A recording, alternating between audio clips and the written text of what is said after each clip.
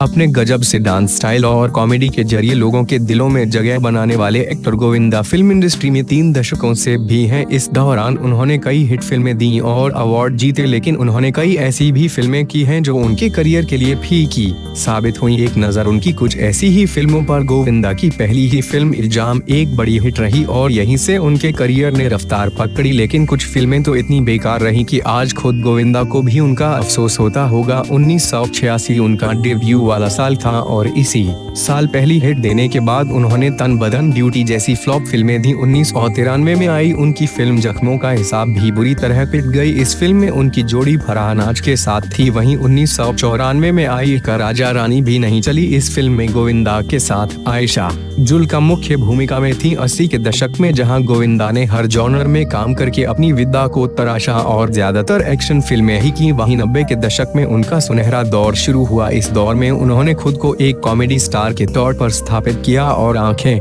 राजा बाबू, कुली number 1 जैसी कई hit comedy फिल्में दी, लेकिन फ्लॉप फिल्मों का दामन इस दौर में भी गोविंदा के साथ चिपका रहा और बनारसी बाबू, अग्निचक्र, 2 आंखें, 12 हाथ, छोटे सरकार, जोरदार, माहिर, गैम्बलर और किस्मत जैसी फ्लॉप फिल्में दी। 90 के दशक के अंत से लेकर 2000 की शुरुआत तक गोविंदा की कई फिल्में फ्लॉप रहीं, जिसकी वजह से उन्होंने फिल्मों से ब्रेक लेना ही बेहतर समझा। इस दौर में उनकी कई ऐसी फिल्में बॉक्स ऑफिस पर ऑन द मूव गिरी जिनके बारे में आप जानेंगे तो चौंक जाएंगे। परदेसी बाबू, राजाजी, नसीब, महाराजा, अचानक, हम तुम पे मरते हैं, शिकारी से लेकर जिस देश में गंगा रहता है तक फ्लॉप रहीं।